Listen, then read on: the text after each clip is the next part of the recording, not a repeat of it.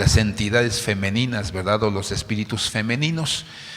La Biblia nos enseña a nosotros que estos espíritus tienen un trabajo específico que cumplir, ¿verdad? O que llevar a cabo. Entonces, vamos a orar a Dios. Padre, te doy gracias en el nombre de Jesucristo, porque tú eres bueno con nosotros, porque tú nos enseñas y nos instruyes a través de tu bendita palabra, para que nosotros no ignoremos las maquinaciones, Señor, las estrategias del enemigo, sino que podamos estar claramente, Señor, entendidos de con quién estamos luchando, por qué vamos a luchar y cuáles son las estrategias para poderlos vencer. Te damos la gloria y la honra y declaramos, Señor, que tú nos vas a instruir y nos vas a enseñar. Abre nuestros ojos, nuestro entendimiento, para que nosotros podamos ver, Señor, tu nombre en medio de nosotros en esta noche. Amén. Entonces, la Biblia nos enseña que también hay espíritus femeninos, no solamente espíritus masculinos. Y nosotros podemos darnos cuenta que van a afectar siempre la vida de las personas, ¿verdad? La Biblia dice que en el huerto del Edén Dios les había creado un lugar para poder habitar. Y dice que el Señor tenía comunión con ellos. Pero dice la Escritura que Satanás de una o de otra manera buscaba la forma de separarlos de Dios. Recordemos que la palabra muerte tiene tres caras, por decirlo así. La primera es la muerte literal. La segunda es la muerte eterna. Y la tercera muerte, ¿verdad? Muerte significa también separación. Entonces, cuando decimos que murieron espiritualmente, es que fueron separados de tener comunión con el Señor. Entonces dice la Biblia que Satanás es un estratega y conoce el poder que Dios puso en cada uno de nosotros. Entonces, el hombre no tiene una posición mayor que la mujer. Dice la Biblia que tienen una posición igual, solamente la diferencia es que cada uno tiene diferentes responsabilidades. Y dice la Escritura que el poder que tenía Adán era posicional, porque él tenía un trabajo específico dentro del huerto desde que fue creado. Dice la Biblia que le dijo: vas a labrar y a cuidar este huerto. Y dice la Biblia que cuando hizo a Eva le dio su tarea, le dijo: tú vas a ser la ayuda idónea, ¿verdad? Aquella que lo va a apoyar, que lo va a respaldar, que lo va a ayudar a poder hacer las cosas correctamente. Entonces, por eso nosotros entendemos que Satanás sabía el poder que tenía cada uno de ellos. Por eso no atacó a Adán primeramente, sino atacó a Eva, porque sabía que Eva tenía un poder llamado influencia. La mujer tiene influencia. Y dime si no, hermano, los hijos están más apegados a la madre porque por la influencia que ella tiene en el hogar para con cada uno de sus hijos. Y aunque tienen diferentes caracteres, dice la Biblia que ella puede, hermano, alternar o tiene una buena relación con cada uno de ellos. O sea, que sea almático, que sea colérico, que sea, hermano, una persona, ¿verdad?, de diferente carácter, siempre va a poder tratar con ellos por el poder de la influencia que ha recibido. Entonces nosotros nos damos cuenta que el reino de los cielos está bien organizado. Yo creo que vayamos a la siguiente diapositiva, donde nos habla acerca de la estructura del reino de las tinieblas.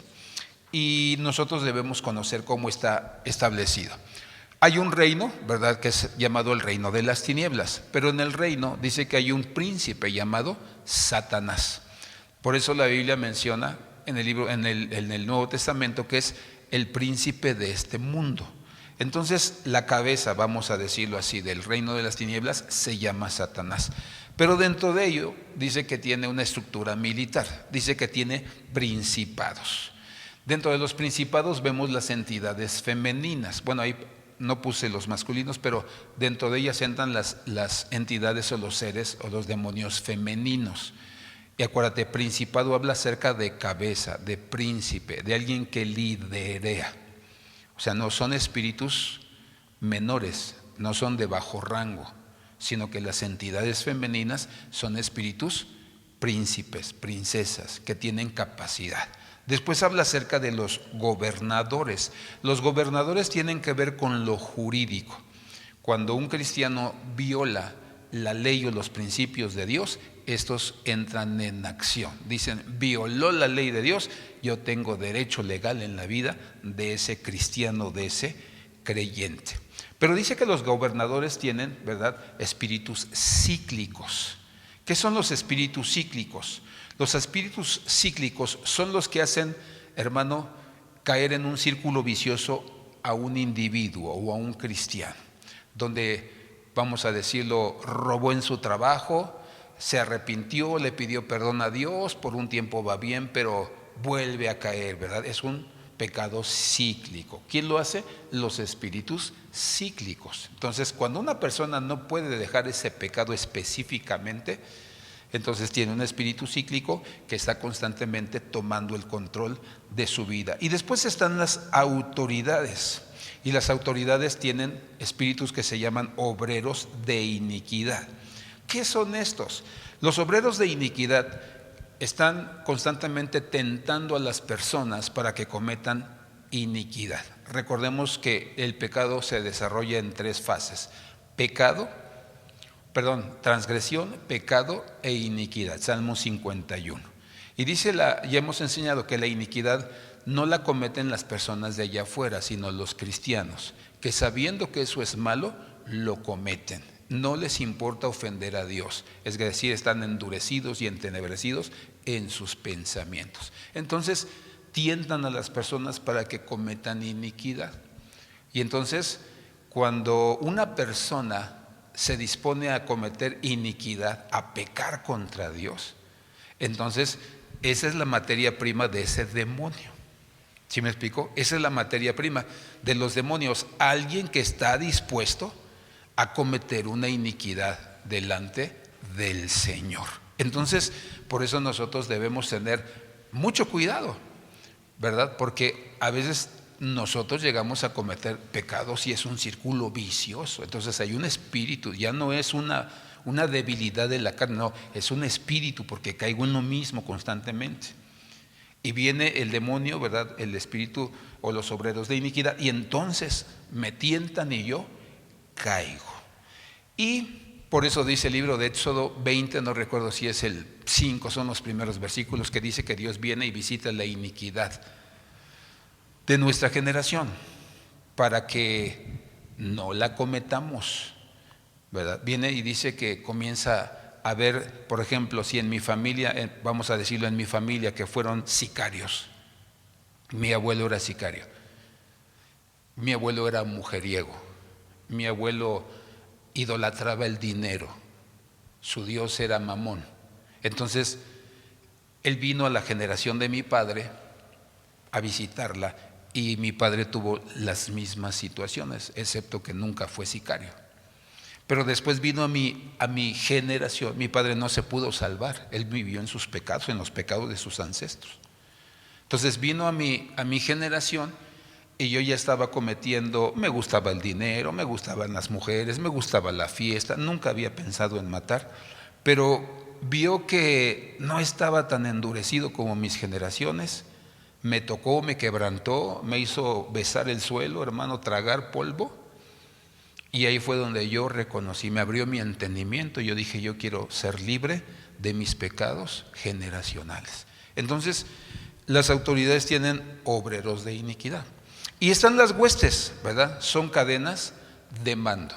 Es decir, un pecado te lleva a cometer otro pecado, y ese pecado te lleva a cometer otro pecado. Y entonces se vuelve, ¿verdad?, una cadena de iniquidad, una cadena de pecados, donde no solamente tiene el pecado de tomar, sino también tiene el pecado de robar, de mentir, etcétera, etcétera. Son cadenas de iniquidad. Y después dice que están los espíritus generacionales. Esos son de menor rango, pero no de menor importancia. Entonces, por eso nosotros debemos identificar en nuestro árbol genealógico. Por eso esas personas que hicieron el árbol genealógico no estaban tan erradas. Yo creo que debieron haber sido cristianos, hermano, porque te hacían identificar quiénes eran tus ancestros.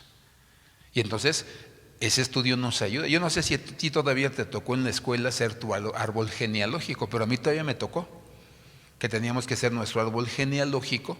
Entonces ya el maestro, ellos lo enfocaban a lo intelectual, ¿verdad? Cuántos estudiaron, cuántos no estudiaron, el nivel económico, el nivel social, ¿verdad? Entonces, pues ya íbamos viendo si iba creciendo, iba degradándose, ¿no? Si a lo mejor eran ricos los de arriba y luego empezamos a menguar los de abajo. Entonces, pero ya cuando uno es cristiano, ya se da uno cuenta que no solamente hay que analizar las cuestiones intelectuales, económicas o sociales, no, sino las espirituales. con qué batallaba cada uno de ellos.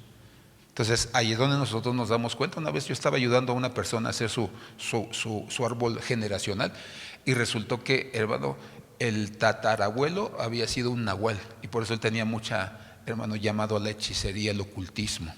Entonces por eso nosotros tenemos que darnos cuenta que es un reino, o sea, bien estructurado. Saben lo que hacen, por qué, para qué y a quién. Saben exactamente cómo trabajar para hacernos caer, para apartarnos del Señor. Y luego habla del Hades y de la muerte. Tú y yo sabemos, ya lo hemos enseñado. El Hades es un lugar y la muerte es un espíritu. Entonces nosotros sabemos que el Hades no fue creado para los cristianos. Y dice que luego hay espíritus nahuales, ¿verdad? Son aquellos que se convierten en animales. Yo cuando llegué aquí a Puebla, ¿qué sería ya como? Después que fue el pastor, estuvimos como 3 meses o 4 allá arriba, ¿verdad? Sí, como a los 6 meses, hermano, yo creo, porque como tenían siempre cerrado, pues dejamos la casa abierta como 2 meses que se oreara y todo. Entonces, me acuerdo que ya estando abajo, ya viviendo en la casa pastoral, me acuerdo que oímos en la noche, en la madrugada, un ruido. Teníamos ellos una lavadora chiquita, la chacachaca, la Hubercita. Entonces, oímos un ruido. Entonces me levanté y tenía yo un palo así grueso, hermano, como de bat de béisbol. Y me acuerdo que me levanto y entonces subo y veo un perro, pero no un perro normal, hermano, veo un perro así grandote y luego sus ojos, así luego estaba la luna en su esplendor y volteó así y ay, sus ojos se le veían bien feo. Y ya a mí la lavadora la tenía en el primer cuarto de aquí y ya después, cuando vi la lavadora, ya estaba a la mitad de la azotea, ya afuera. Entonces ya salí todo y lo vi y me acordé de los nahuales, porque yo ya había visto 2 nahuales antes en el pueblo de mi abuelo y allí era muy común. Entonces lo vi y entonces yo creo que también se dio cuenta, hermano, que yo me di cuenta que no era un animal y ya nada más agarró y se aventó así a la calle y se desapareció. Todavía me asomé para ver si no se había pegado, caído. Entonces, los demonios existen. Dile que está a tu lado, los demonios existen. Dile, no es cuento. Los demonios existen. Porque hay gente que dice que no existen. Y hay gente, ¿verdad?, que dice que si se te aparecen les digas groserías y que se van, ¿verdad? Entonces, sí se van, pero los demonios existen. ¿Por qué? Efesios 6:12. Ahí dice Efesios 6:12, porque nuestra lucha no es contra sangre y carne, sino contra principados, cabezas, demonios poderosos, o sea, son de alto rango estos. Dice, contra potestades, contra poderes o gobernadores o autoridades, y otra versión, de este mundo de tinieblas, contra las huestes espirituales de maldad en las regiones celestiales. Y dice Colosenses y gobernadores y menciona otros. Entonces, esto nos enseña 3 cosas. 3 cosas nos enseñan estos versículos, o este versículo. 1, existe un reino de las tinieblas. O sea, esto es evidente. Alguien que no quiera verlo, creerlo, no importa si no lo cree, existe. 2, tiene una estructura bien organizada, no están organizados, por eso controlan, hermano, la vida de las personas en la tierra. Y 3, hay una lucha espiritual y física contra ellos. Una lucha espiritual es cuando nosotros, ¿verdad?, sabemos que está pasando algo en una casa, en una región, y vamos, oramos y, hermano, ¿verdad?, echamos fuera esos espíritus. Por ejemplo, fuimos a la Sierra de San Pedro y ahí ya había, hermano, cantinas, ya se había llenado el pueblo de cantinas, de homosexuales, de brujería. Ya había dos consultorios de los brujos de Catemaco, y iban a abrir el tercer, hermano, consultorio. Entonces fuimos al pueblo, fuimos con otro pastor, fuimos 2 iglesias, empezamos a entrar a las entradas del pueblo, sometimos todo enemigo, todo espíritu de brujería, de hechicería, de santería, ¿verdad?, de vicio, de homosexualismo. Y entonces, hermano, hubo una revolución. Luego nos tocó a mi esposa y a mí y al pastor de ahí, nos tocó ir a la casa de la bruja, y luego, como en la película, hermano, vi hasta arriba y rumbo a la montaña, ¿verdad? Y llegamos, eran como, ¿qué, cariñito? Como las 11 de la noche, ¿no? O las 12 y cacho. Entonces, hermano, llegamos y ya íbamos a llegar a la casa, como de aquí al portón de la entrada, y entonces se empiezan a mover las ramas y los pájaros, así, y se nos puso la carne, hermano, de gallina. Y fuimos y bueno, pues Dios nos mandó, o sea, porque no fuimos nomás así, hermano, o sea, estuvimos orando unos meses antes, preparando la estrategia, cómo íbamos a orar, quién iba a orar de este lado, quién iba a orar aquí, o sea, no pusimos a cualquier persona, por eso nos acompañó otro pastor y su gente. Entonces, sometimos a las tinieblas. Entonces ya nos hablan, hermano, pues ya no funcionaron los hechizos, ya cerraron los consultorios, ya empezaron a cerrar las cantinas, ¿verdad? Y entonces sometemos, es una lucha espiritual. Pero hay una lucha física, cuando ya tienes a un endemoniado que se enchamucó y que tienes que ir a orar por él, a liberarlo, ¿verdad? O como lo vimos en un congreso hace muchos años de jóvenes, que empezaron a orar los pastores que estaban ministrando y se enchamucaron un chorro de jóvenes en ese congreso, y pues había que tener, hermano, pues había que liberarlos, y ahí tenían que entrarle los pastores, los líderes, los servidores. ¿Para qué? Porque era mucha la gente que se encontraba en esa condición. Entonces por eso nos damos cuenta que Efesios 6:12 nos enseña, si hay un reino de las tinieblas, si hay demonios, si hay una estructura bien organizada dentro de ellos, y hay una lucha en contra de cada uno de ellos. Por eso yo quiero que hoy veamos a las entidades femeninas. Y vamos a ver a la primera entidad femenina que menciona la Biblia. La primera entidad femenina se llama Artemisa, o también conocida como Diana de los Efesios. Hechos capítulo 19, versículo 34. Hechos, capítulo 19, versículo 34. Dice: mas cuando se dieron cuenta de que era judío, un clamor se levantó de todos ellos, gritando como por 2 horas. ¿Cuánto tiempo? 2 horas. Grande es Diana de los Efesios. Entonces, cuando se menciona mucho el nombre de una entidad espiritual o de un ser espiritual o de un demonio, cuando se nombra mucho, hermano, su nombre se establece y se perpetúa por mucho tiempo en ese lugar. Por eso vemos un lugar que se llama, ¿verdad?, San Juan de los Lagos, donde ahí está quien la Virgen de San Juan de los Lagos. Vemos Juquila. ¿Cómo se llama ese baile que hacen en Oaxaca cada año muy famoso? La Guelaguetza. Uno de los amigos pastores estuvo trabajando allá y me decía que en realidad todos esos bailes que hacen y todo eso que hacen es un sacrificio para los ídolos o para esa región. Entonces por eso nos damos cuenta que toma fama ese demonio o ese principado en esa región, y por eso es conocido como la Virgen de San Juan de los Lagos, por la Juquila, etcétera, etcétera. Entonces, eso es lo que sucede. Dice que por 2 horas gritaron: grande es Diana, dice, de los Efesios. Y cuando sus seguidores invocan a esa potestad o a esa ente espiritual femenina, entonces lógicamente que ella entra para establecer su trono en ese lugar. Y entonces se sienta.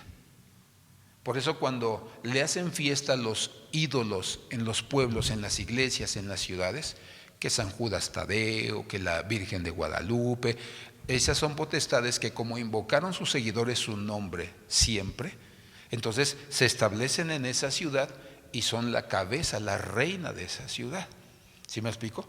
O si hay otros, por ejemplo, allá yo fui a Brittingham en Durango cuando yo era estudiante, nos mandaron a un equipo, ¿verdad?, de estudiantes y de maestros, y ahí lo que reinaba era el Santo Niño de Atoche.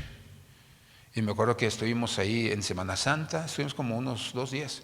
Entonces estuvimos ahí, después nos llevaron a predicar a una colonia que estaba ahí cerca, y entonces ahí, hermano, que se empiezan a endemoniar los chamaquitos y los grandes. Entonces fue algo muy, muy, muy, muy, muy feo. Entonces por eso nosotros nos damos cuenta que cuando el nombre de una ente espiritual femenina o masculina se menciona, se le invoca constantemente, ahí hace su trono. Por eso le hacen su fiesta. La fiesta es como renovar el contrato de esa entidad para que siga ahí manteniéndose. Y entonces ella, si los engaña a través de haciendo milagros o de contestando peticiones, pues sigue contestándoles y sigue haciendo, hermano, milagros. Por eso la gente no deja de adorarla. Entonces, por eso nosotros nos damos cuenta de todo lo que esas entidades hacen. Ahora, su nombre en realidad es Artemisa. En el siguiente significado dices Artemisa, o conocida en griego como Artemis. Su nombre significa luz completa o flujo restringido. Dice, es el nombre de una diosa griega tomada por los asiáticos para una de sus deidades llamada Diana, que es la que están clamando aquí, ¿verdad? Diana de los Efesios. Y Diana de los Efesios o Artemisa en el mundo de las tinieblas o en el reino de las tinieblas es conocida como la ramera del mundo. Entonces, ese es su objetivo, contaminar la vida de sus seguidoras y de sus seguidores. Entonces, la Biblia nos enseña que la palabra ramera tiene tres caras. Número 1, es una entidad espiritual, una hueste espiritual, un demonio. 2, ser ramera es un oficio. Y 3, ser ramera es una profesión. Hay gente que es ramera, que tiene a su esposo, pero se mete con muchos hombres, no por dinero, porque tiene ese problema. Pero hay una que es por profesión, es decir, cobra. Cada vez que se mete con un hombre, le cobra. Entonces, por eso nos damos cuenta que es un espíritu o un ser o una ente que tiene poder, hermano. Un megapoder, es cabeza. Entonces, la cabeza tiene eso, tiene esas características, es fuerte, es poderosa, sabe cómo corromper a sus seguidores o a quienes le abren la puerta. Por eso su poder es mega, por eso decían grande, mega es Diana de los Efesios. Entonces decimos, es un principado, es una princesa, es una cabeza, y debajo de ella hay todavía muchos hermano que le sirven de muchas otras maneras. Artemisa en la historia, vamos a ver, tenía su propio templo, el templo de Diana de los Efesios. Muy famoso este templo, lo hemos visto a través de la historia en la escuela, ¿verdad? Ahí iban a adorarle, allí iban a rendirle, hermanos, sacrificios, holocaustos, para que ella pudiera salir siempre, ¿verdad?, honrada. Y después vemos la siguiente diapositiva. Esa es la imagen, ¿verdad?, que en el pasado mostraban de Diana de los Efesios, ¿verdad? Entonces se dice que ella es la dadora de la vida. Ahorita vamos a ver eso, ¿verdad? ¿Qué es o quién era Diana? ¿Por qué le adoraba la gente a Diana de los Efesios? En la siguiente diapositiva dice, porque creían que era creadora de todas las cosas. Es decir, ella era considerada como Dios todopoderoso, ella era todopoderosa. Dice, creían que era creadora de todas las cosas. Dice, ellos creían que fue quien hizo a la mujer, que no fue, ¿verdad?, Dios, fue ella quien la hizo. Y luego creían que primero hizo a la mujer y después hizo al hombre como su ayuda idónea. Entonces nos damos cuenta que esta mujer, hermano, pues si hay algo que promovía era el matriarcado. Y dice que también ellos creían que la mujer era la cabeza del hogar. Era la que tenía que gobernar, la que tenía que mandar, la que tenía que decir qué se hacía y qué no. Tenía que someterse el marido bajo ella. ¿Qué operación, hermano, tiene esta mujer o tiene esta potestad? Eso, el matriarcado dentro del hogar. La pregunta es, ¿por qué se da el matriarcado? Hay dos razones específicas. Uno, el matriarcado se da porque vio que su mamá siempre fue la que mandó, siempre fue la que tomó las decisiones. Te voy a dar el caso de mi casa. Como yo no tuve papá porque mi mamá fue viuda, mi mamá siempre mandó, siempre gobernó. Entonces, cuando mis hermanas se casan, iban con esa mentalidad de que quien mandaban en la casa era la mujer. Y entonces ellas comenzaron a tener un poco de conflicto con sus maridos porque ya tenían a alguien a quien rendirle cuentas. Y les costó por un tiempo, tuvieron que trabajar esa área. Entonces, por eso se establece el matriarcado en una casa, porque siempre la mamá tomó las decisiones. Y el papá, casi siempre cuando hay un matriarcado en la casa, es por su comodidad. Bueno, pues que ella decida, que ella diga qué se hace, qué no se hace. Esa es la primera razón. La segunda razón por qué hay matriarcado en una casa o en un hogar es porque la hija vio cómo el papá maltrataba a la mamá. Y entonces se daba cuenta de los maltratos, quizá de los golpes, de las opresiones.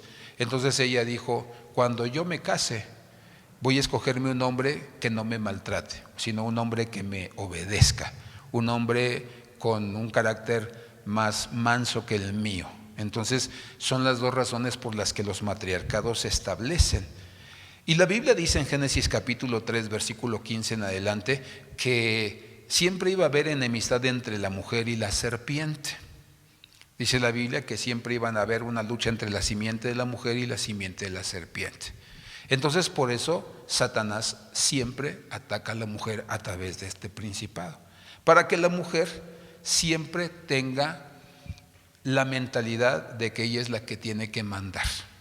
Y aquí vienen situaciones, hermano, que si el hombre no toma su lugar, pues le está robando su posición, su liderazgo. Está ocupando un lugar que no le pertenece, que Dios no le dio. ¿Sí me explico? Entonces, quien debe de gobernar el hogar es el marido, acompañado de la esposa. ¿Por qué? Porque el marido no está la mayor parte del día en el hogar, pero la mujer está ayudándole a supervisar. Y entonces juntos toman decisiones, dan solución a problemas. ¿Sí me explico? Para que los dos puedan caminar como una sola carne. Se hicieron estudios, hermano, sobre las mujeres dominantes. La revista del diario español Huffington Post hizo una encuesta con mujeres dominantes. Y esto fue lo que arrojó la encuesta. Dice, mientras las mujeres tienen más poder de decisión en su hogar, tienen menos interés por sus esposos. Entonces, cuando un hombre es mandilón y la mujer es la que manda, comienza a desinteresarse por su marido, comienza a menospreciarlo, comienza a verlo como menos a ella. Y entonces comienza a ver sus defectos. Si él no se arregla, entonces ella lo ve y lo ve así mal. ¿Qué más arrojó este estudio? Dice, las mujeres más dominantes y enérgicas tienen aproximadamente 100 veces menos actividad marital o relación sexual con su esposo que el resto de las mujeres encuestadas. Es decir, es tanto su hermano gobierno del hogar, el menosprecio por el marido, la desvalorización por su marido, que ni siquiera quiere tener relación íntima con él. Por eso, esto lo hizo, hermano, personas ajenas al cristianismo, y los españoles, pues mucho más, son ateos. Pero también hubo un hombre llamado Roy Baustir, director del área de psicología social de la Universidad de Florida, hizo un estudio también sobre lo mismo y arrojó dos resultados. Dice, entre mayor igualdad en una relación de pareja, la actividad marital será mayor, más estable, más normal. Entre más poder de decisión y dominio en el hogar, la mujer va perdiendo interés por su esposo y se aleja, se enfría, dice, la relación. Entonces, esto prepara la incursión de un espíritu que se llama Lilith. Entonces, cuando este espíritu Lilith viene, como no tienen una relación marital normal como pareja, comienzan a venir la pornografía, la masturbación, engañar a su mujer o a su marido. Entonces, por eso démonos cuenta que en la Biblia nos enseña que el matriarcado no procede de Dios, es una ente espiritual femenina que lo que quiere es destruir la relación matrimonial. Pero el apóstol Pablo le enseña a los corintios y a los efesios. Son a las únicas dos iglesias que en la Biblia vemos que les habla sobre estos temas. ¿Por qué? Porque los romanos y los griegos tenían muchos dioses, pero dentro de sus dioses también tenían diosas femeninas. Entonces, por eso el apóstol Pablo les habla a ellos, porque cuando nosotros vemos los problemas que había en la iglesia de los Corintios, había matriarcado, había adulterio, había incesto, había borracheras, había orgías. Entonces, por eso el apóstol Pablo les habla y les dice, hay una ente llamada Diana de los Efesios que Si no tienen cuidado, va a destruir sus vidas y sus matrimonios, y se va a llenar de iniquidad y de perversión toda la ciudad. Entonces por eso les enseña, y en el primer libro de los Corintios 7, versículo 3, el apóstol Pablo les enseña y les dice: el marido cumpla con la mujer el deber conyugal, y asimismo la mujer, que dice, con el marido. La mujer no tiene potestad sobre su propio cuerpo, sino el marido, ni tampoco tiene el marido potestad sobre su propio cuerpo, sino la mujer. No os neguéis el uno al otro, a no ser por algún tiempo de mutuo consentimiento, para ocuparos sosegadamente en la oración y volver a juntaros en uno, para que no os tiente Satanás a causa de vuestra incontinencia. Entonces les está diciendo que si son esposos, deben tener vida marital. No puede ninguno de ellos quedarse sin tener su vida marital, porque dice en el versículo último, dice, porque no tenemos continencia sexual. Entonces, si ustedes no tienen su intimidad sexual, van a ser tentados fuera de la casa o dentro de la casa, porque hermano, tú serás testigo y honesto de que no solamente se peca sexualmente allá afuera. Tú prendes tu computadora, estás en tu celular y tú ya estás pecando sexualmente cuando viene el enemigo y nos tienta a través de la pornografía. Entonces por eso el apóstol Pablo dice: ¿cómo vamos a vencer esta potestad? Únanse conyugalmente cada uno de los matrimonios y no se niegue el uno al otro, a menos, dice, que sea porque están orando, ¿verdad? Con un propósito específico. Dice, pero después que acaben ese tiempo que querían estar con Dios, querían, no sé, algo de parte de Dios, vuélvanse a unir, porque Satanás va a venir y los va a tentar. Entonces, esa es la primera manera en que nosotros podemos vencer a este enemigo. Segunda, 1 Corintios 11, versículo 3. Pero quiero que sepáis que la cabeza de todo hombre, ¿quién es? Cristo. ¿A quién se debe sujetar los varones? A Cristo. ¿Y la cabeza de la mujer quién es? El hombre. ¿A quién se tiene que sujetar la mujer? A su esposo, a su marido. Y la cabeza de Cristo es, ¿qué dice? Es Dios.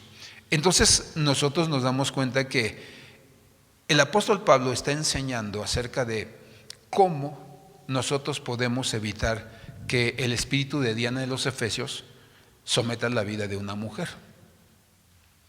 Entonces no puede darle lugar al enemigo negándose a tener vida conyugal con su esposo.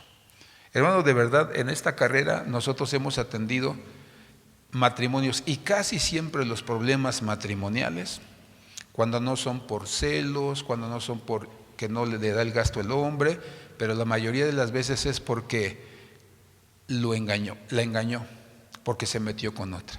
Pero nos hemos encontrado casos donde la hermana tiene a veces hasta 7 meses sin tener una relación sexual con su esposo.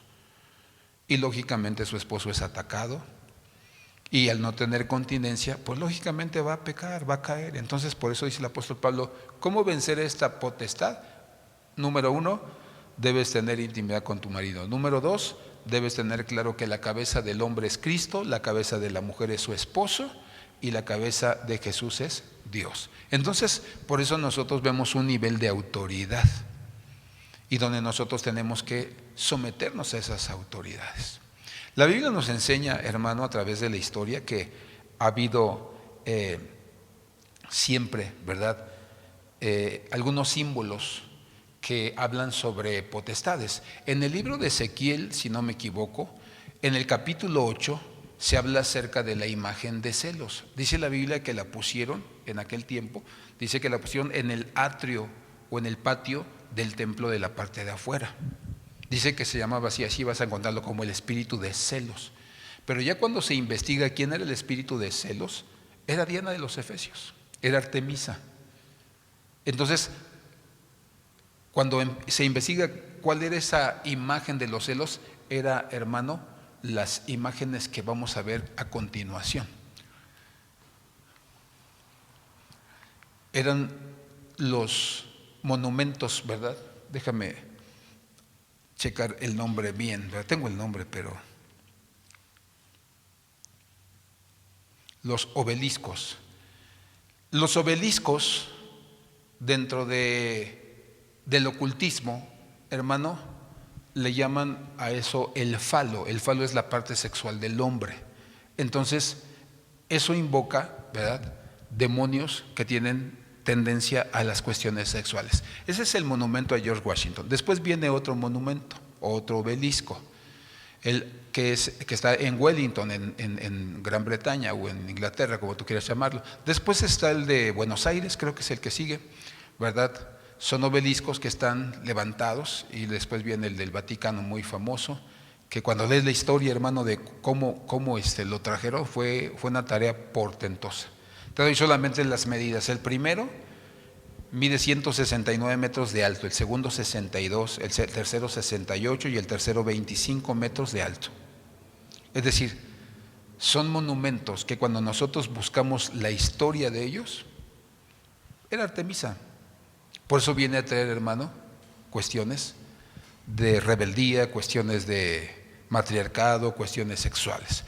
Y entonces, uno de los íconos más grandes de Artemisa o de Diana se encuentra en Nueva York, la Estatua de la Libertad. Cuando tú lees la historia de la Estatua de la Libertad, los franceses la regalaron a los Estados Unidos en honor a los inmigrantes. Pero en realidad es la Estatua de la Libertad, es la diosa romana Libertas, la que liberta. Entonces, en la historia dice que ella los va a libertar con su luz, que va a alumbrar a los inmigrantes, pero la pregunta es: ¿y por qué la corona? Y la respuesta es muy sencilla: porque es una potestad. Y entonces, uno de los movimientos de libertad en Nueva York más grandes es el movimiento de la liberación femenina. Entonces, por eso cuando nosotros vemos que ponen a ángeles o que ponen obeliscos en las ciudades, nosotros tenemos que ver cuál es la razón. Por ejemplo, no sé si te acuerdas que hace muchos años pusieron el obelisco que está ahí en el mero Boulevard 5 de Mayo frente al puente de Obando. Y después pusieron unos ángeles en la Atliscayo ya para entrar por abajo. Y entonces fue cuando nosotros andábamos investigando el propósito. Entonces ya cuando tú vas allá, ahorita no sé si ya quitaron el letrero, pero cuando fui yo ahí, habían puesto una placa donde decía que era el guardián de la ciudad de Puebla, y tenía nombre. Entonces por eso nosotros decimos: establecen potestades, y mientras más los invoquen, mientras más los adoren, mientras más los llamen, vienen y toman, hermano, ese lugar y lo hacen su trono. Y entonces comienzan a gobernar y enseñorearse de las personas, a manipular a las personas, para que hagan para lo que ellos fueron creados o fueron establecidos en un lugar. Entonces por eso nosotros tenemos que saber que Diana o Artemisa lo que promueve es el matriarcado. Por eso nosotros debemos tener muy claro que en nuestros hogares no debe haber matriarcado. Las decisiones deben tomarse juntos. Que antes de que tú decidas como mujer, tienes que platicar con tu marido. Que si tu mamá te dice: es que queremos ir de vacaciones, ¿verdad? Toda la familia. ¿Te acuerdas de la familia Burrón? Que todos se iban, el abuelito, los tíos, y todos se iban, hermano, ¿verdad? O de la familia de esos Beverly de Peralvillo, aquí en nuestro México, ¿te acuerdas? O sea, todos, hasta el perico se llevaban. Entonces, si tu mamacita te invita, dile: a ver, déjame platicar con mi marido y para ver qué posibilidades hay, y si podemos acompañarlos, los acompañamos. Pero no puedes decidir. No puedes tomar decisiones sin consultar a tu marido. Y si tus hijos ya tienen voz y voto en el hogar, también a ellos los tienes que, hermano, considerar. Igual como padre. ¿Sí me explico? Entonces, ahí es donde nosotros nos damos cuenta que debemos eliminar el matriarcado. Debemos tener cuidado y debemos cumplir con nuestra pareja nuestro débito conyugal. Si tú tienes una deuda conyugal con tu marido, tú lo estás lanzando a fornicar, a adulterar, a ver pornografía, a masturbarse. Entonces debemos cuidar esos dos aspectos, la cuestión de intimidad y la cuestión de someternos, y que si no nos ponemos de acuerdo por alguna razón, no decidamos en ese momento. Tenemos que darnos el tiempo para poder tomar la decisión más correcta y que sea para bien de toda la familia. Segunda potestad, Jezabel. Jezabel es mencionada, hermano, en el libro de Apocalipsis 2:20, pero también en el libro de Reyes, primer libro de Reyes, capítulo 19. En el primer libro de Reyes, capítulo 19, Jezabel era una persona literal, de carne y sangre, de huesos. En el libro de Apocalipsis 2:20, nosotros nos damos cuenta que era una mujer que era un espíritu. Dice: pero tengo esto contra ti, que toleras a esa mujer Jezabel, que se dice ser profetisa, y enseña y seduce a mis siervos a que cometan actos inmorales y coman cosas sacrificadas. ¿A quién dice? A los ídolos. Entonces, cuando alguien tenía ídolos en el tiempo del Antiguo Testamento, y hoy también, ¿verdad?, le ponían comida y le ponían agua a sus ídolos, porque creían que estaban hambrientos, y que si no les daban de comer iba a mandar sequía, iba a mandar maldición sobre ellos, muerte, peste. Entonces, esa es la idea del idólatra. ¿Sí me explico? Entonces ahí es donde nosotros nos damos cuenta que esta mujer había corrompido a los cristianos de su tiempo. Entonces ella tiene características y tiene un carácter definido. Vamos a ver los factores en la vida de él y por qué estas características hicieron que la gente le adorara. Origen dice que era de un pueblo o de una ciudad llamada Sidón, y la palabra Sidón significa cazando, es decir, esta entidad cazaba las almas de las personas. Dice que era en su linaje hija de brujos, y su padre era sacerdote de Acera, sacerdote de Baal. Entonces ya traía carrera. Religión, dice que adoraba a Baal, a Astarte, ¿verdad?, o a Diana también llamada, o Artemisa, ¿verdad?, depende del imperio en que vivió. El carácter, dice que era matriarca, ¿verdad? Ella ejercía matriarcado en su casa. Dice que el carácter de su esposo Acab era muy débil. Cuando tú lees la historia de Acab, dice la Biblia que era como un niño berrinchudo, que hacía berrinche, y si no le daban lo que quería, no le hablaba a nadie, se enojaba con todos, y ella lo consentía, ella le solapaba, ¿verdad?, sus berrinches. Dice que su nombre, indica ironía, ¿verdad?, porque significa casta, pero dice que tenía esposo. Planes, quería ser reina para siempre en el palacio. Entonces, esta potestad quiere el primer lugar, quiere la preeminencia, ¿verdad?, donde quiera que ella se mueva, y ahí se quiere quedar. Ella no quiere que le quiten su lugar. Reseña histórica de Jezabel. Dice que era esposa del rey Acab. Características: rebelde y manipuladora. Le gustaba manipular a su marido. Por eso nosotros debemos tener mucho cuidado, porque este espíritu ataca a las mujeres principalmente. Entonces, tú no debes manipular a tu marido. Hay muchas mujeres que cuando quieren algo y el marido no se los da, o el marido no quiere tomar esa decisión, los manipulan, y casi siempre es con el sexo. No los tienen en ayunas y no les quieren, ¿verdad?, tener su relación con ellos. Entonces, hasta que si dices que sí, sí, si no, no. Y entonces el hombre es manipulado, y eso es un espíritu, hermano, que no agrada a Dios. Dice que hizo que 10 millones de hebreos le dieran la espalda a Dios, se rebelaran a Dios. 10 millones, una sola persona hizo que 10 millones de hombres, de judíos, dejaran de adorar a Dios para adorar a Baal y a Astarte. Por eso decimos que son principados, o sea, son cabezas, tienen un gran poder, una gran influencia. El nombre de Jezabel, ¿qué significa? El diccionario John Hills dice que significa sin cohabitación, es decir, no había cohabitado con un hombre.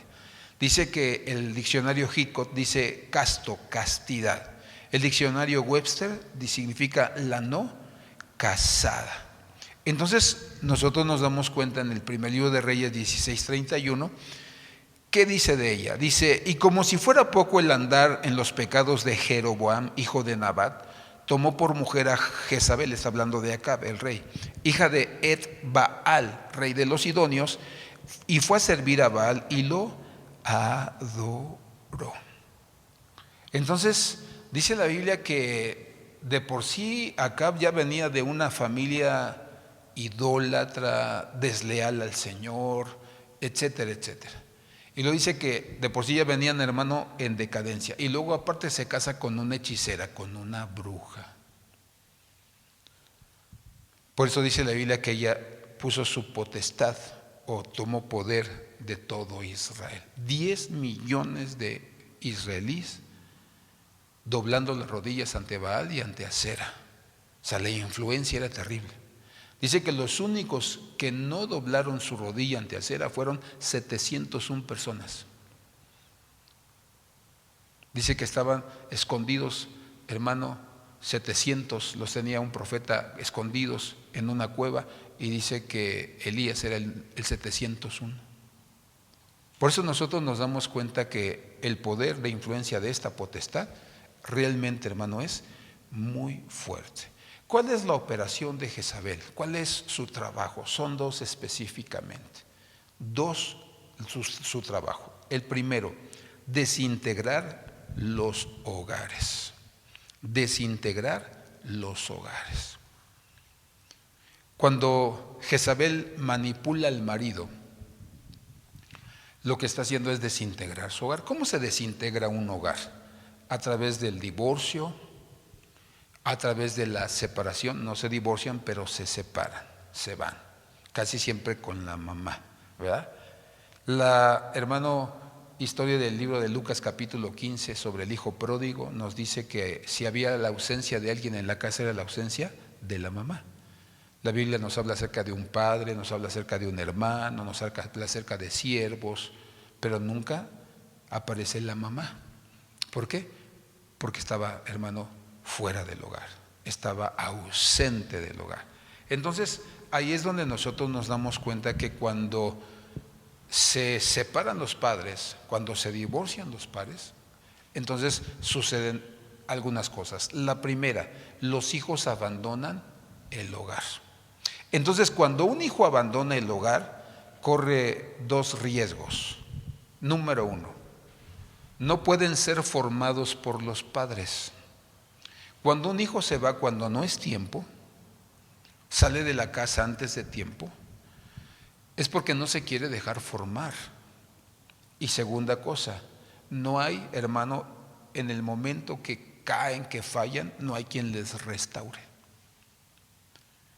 Y lo que a mí me ha enseñado la vida en estos años que llevo es que siempre que tú pasas por un momento difícil, siempre los que realmente están contigo hasta el fin es tu familia, ni los amigos a veces. Entonces, no hay quien restaure a los hijos si ellos se tuercen, si ellos caen, si ellos fallan a Dios. Entonces, por eso Jezabel le gusta dividir los hogares, desintegrarlos. Porque hijos que no son formados, hijos que no son restaurados, lógicamente que van a tener una vida de fracaso y van a escoger a su pareja mal y van a tener una vida peor de fracasada que los padres.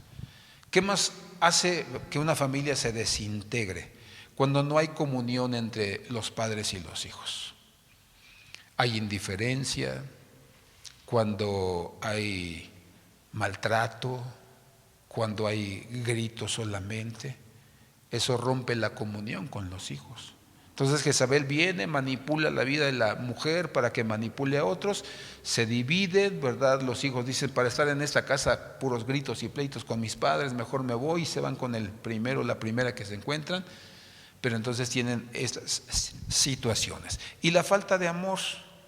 Yo aquí anoté algunas cosas de lo que hace el amor en la vida de una familia. Uno, provee, les presta atención, les da seguridad, tiene diálogo con ellos, hay disciplina, hay comunión, hay diversión.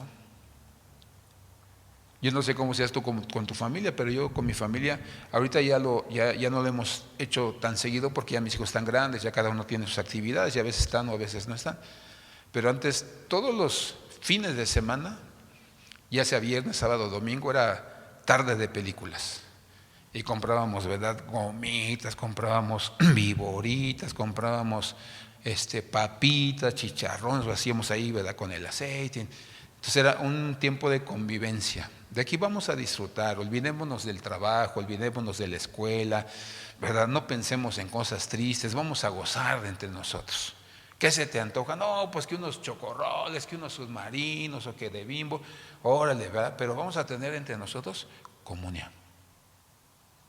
¿Qué sueñas? ¿Qué quieres? ¿Qué anhelas en la vida? Yo quiero, pues vamos a ayudarte, vamos a buscar la manera de que puedas entrar, que puedas hacerlo.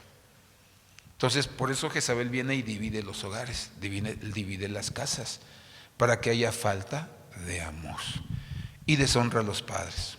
Cuando un hijo fornica y embaraza a la muchacha, se adelantan al tiempo, pues ellos están en todo momento, hermano, avergonzando a los padres, los están deshonrando. Y no se llama otra cosa más que desobediencia. Entonces, ¿cómo deshonra un hijo a un padre? Cuando le desobedece y hace lo que no debe hacer. Entonces, por eso nosotros nos damos cuenta que Jezabel es una ente espiritual que divide los hogares, los desintegra. Y siempre quiere tener el control de todo, saber todo. Y en mi casa hay un principio. Lo que tienes que saber, te lo vamos a decir. Y lo que no tienes que saber, te conviene no saberlo. Mientras menos sepas, mejor para ti. Amén. Entonces, debemos ver cómo, hermano, este es el propósito de Jezabel. Y 2, se opone al matrimonio.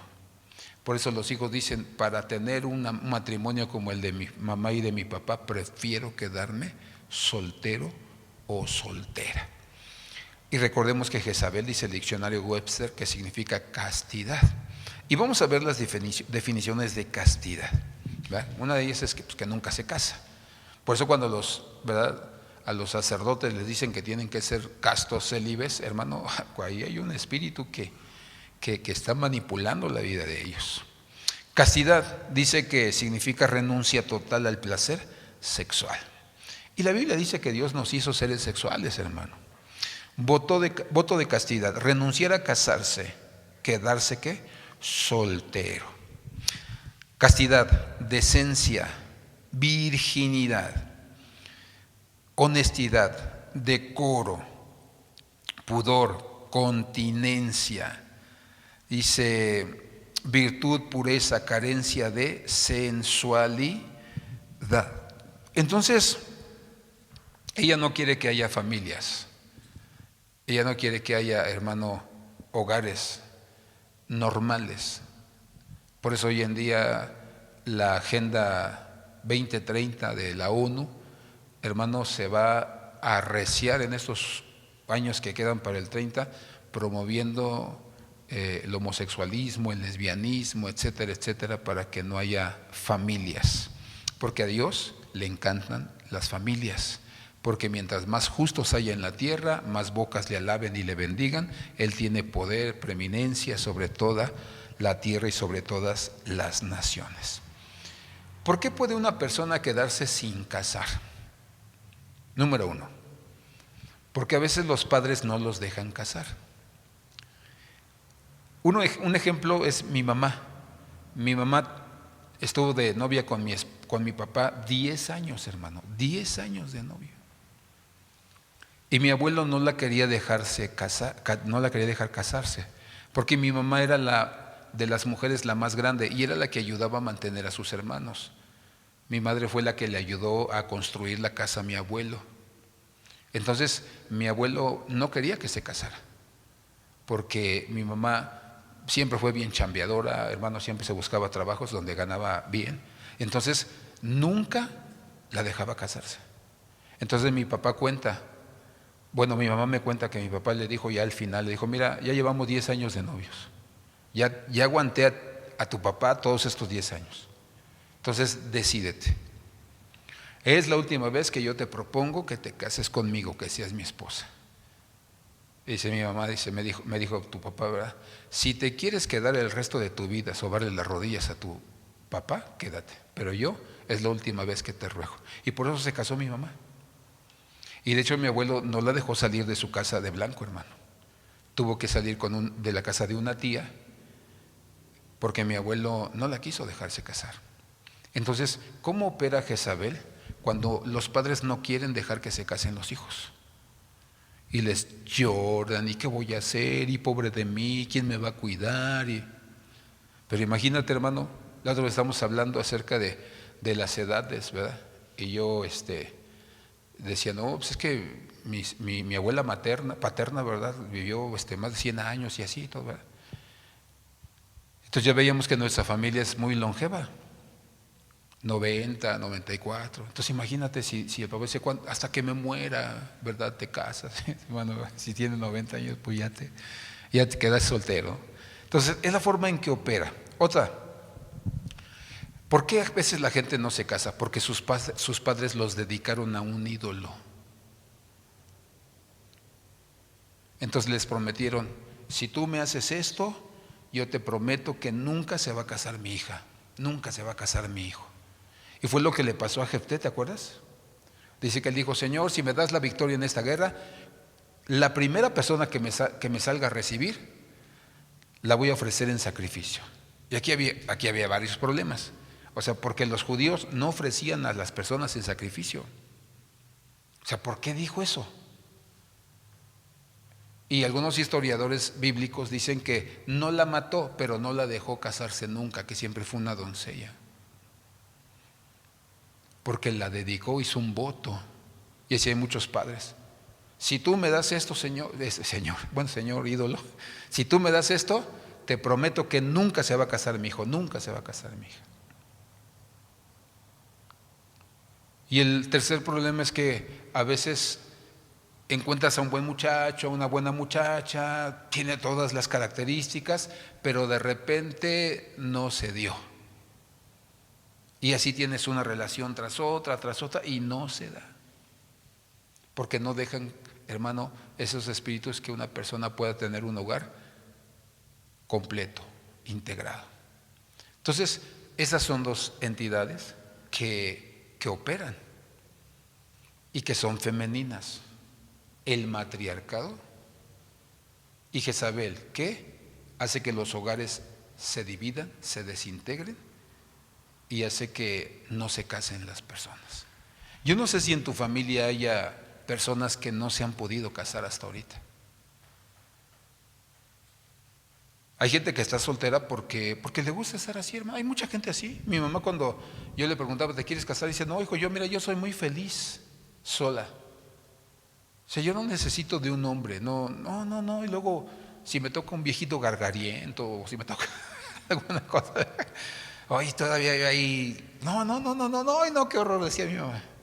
Pero hay gente que está sola porque le gusta. Dice, yo quiero, lo disfruto, no estoy amargado, no, estoy bien. Pero hay personas que, y es un espíritu que está operando. Es un espíritu y no se puede, hermano, casar. Entonces, yo quiero que oremos a Dios y que le digamos al Señor en lo más profundo de nuestro corazón, ¿verdad? Como mujeres y como hombres, Señor, no estoy teniendo matriarcado en mi casa, que se hace lo que yo digo, que ya no puedo, no tomo en cuenta a mi marido, no lo consulto. Y más cuando son hijos que no son de la misma pareja. Yo he tenido esos casos, hermano, y es bien triste. Que la mujer dice, no, sí, tienes la obligación de darle estudio a mi hijo, tienes la obligación de vestirlo, la obligación de darle lo mejor, dice, pero no puedes llamarle la atención. Y entonces se vuelve un problema. Y a veces el papá está haciéndole un bien al chico o a la chica, pero la mamá, aquí mando yo y aquí se hace lo que yo digo. Entonces ahí es donde nosotros tenemos que valorar. Si los hijos los permisos te los piden a ti y no te los piden al papá, cuidado, porque estás teniendo matriarcado en tu casa. Entonces los permisos los da el papá. Si tu marido ha sido una persona que se ha acomodado, se le ha hecho cómodo, que tú tomes las decisiones, que tú hagas las cosas, dale, regrésale su lugar, regrésale su papel. Porque yo me conozco a muchos hombres que he atendido, que se les hace cómodo. Entonces, el error es de los dos lados. Por eso vamos a orar, hermano. Póngase de pie y vamos a pedirle a Dios que Dios nos ayude y que de verdad a nosotros nos permita tener un hogar bien integrado, cada quien tomando su posición. Nadie es menos, nadie es más, solamente tenemos una responsabilidad diferente. Padre, te damos gracias en esta noche por tu palabra, porque cada uno de los que estamos aquí, Señor, entendemos cómo debemos guardar nuestros hogares. Dice tu palabra que tú pusiste a Adán y a Eva en el huerto del Edén, que significa el huerto del placer, donde la vida matrimonial era un placer, era una bendición. Yo te ruego, Señor, que nos ayudes a cada uno de nosotros a dejar que nuestros hogares puedan ser gobernados por tu palabra, por tu enseñanza en esta noche. Que ninguno de nosotros usurpe el lugar del otro, sino que como hombres, como cabeza, seamos, como dice tu palabra, reyes, hombres que conquistemos y peleemos por nuestra casa, por los nuestros, defendiéndolos, que nadie los lastime, que nadie los use. Que seamos como el sacerdote que enseñaba la palabra a tu pueblo, los instruía en la ley de Dios, que los enseñaba a ofrecer sacrificios, a purificarse si habían pecado, pero también intercedía por el pueblo, para que el pueblo se fortaleciera, para que el pueblo caminara en obediencia delante de ti. Ayúdanos a ser esos profetas de nuestro hogar, donde nosotros les declaremos tu palabra a nuestros hijos, donde nosotros podamos, como todo profeta, ver el corazón para poder limpiar y corregir todo lo que no camina bien en nuestra familia. Y como mujeres, Señor, ayuda a cada una de mis hermanas a que pueda entender que la cabeza de ellas es su marido, que cada una de ellas pueda darle el lugar que le corresponde a su esposo, un lugar de liderazgo, un lugar, Señor, de ser la cabeza, de ser el que reciba la dirección de Dios de parte del Señor. Ayúdanos, Señor, a que Jezabel no entre a nuestros hogares a través de la desintegración familiar, a través de la soltería, Señor. Ayúdanos a tener hogares firmes, hogares integrados, hogares que, Señor, anhelen tener hogares como los nuestros. Que nuestros hijos y nuestras hijas tengan el deseo de tener sus propias familias, y de todo lo que hemos enseñado a cada uno de ellos, ellos puedan ser mejores todavía que nosotros, y así cada generación. Hoy declaramos, Señor, que todo espíritu de, Señor, Artemisa, de Diana, todo espíritu de Jezabel, lo atamos y lo echamos fuera de nuestros hogares, fuera de nuestras vidas, Padre. Y cerramos la puerta a nuestros corazones, a nuestros hogares, en la vida de los nuestros, para que caminemos rectamente, para que caminemos en obediencia delante de ti, para que caminemos, Señor, caminando siempre fieles, siempre obedientes a tu palabra, Señor, y que podamos ser luz a nuestros hijos, a nuestras hijas, que podamos cada uno de nosotros ser un ejemplo para ellos, una directriz, Padre, en todo tiempo, y que podamos ver nuestras generaciones multiplicándose, Señor, que veamos que nuestras generaciones se limpian, se santifican, se hacen más sensibles a la voz de tu Espíritu Santo. Hoy pongo, Señor, escudo en cada uno de los míos, en esta iglesia, Señor, desde los más pequeños hasta los más grandes, para ser guardados de todo espíritu inmundo, y que tu presencia se glorifique, y cada uno de nosotros podamos, Señor, tener una vida de bendición, una vida de alegría en nuestras casas, con nuestra mujer, con nuestros hijos, con nuestros padres. Te lo pedimos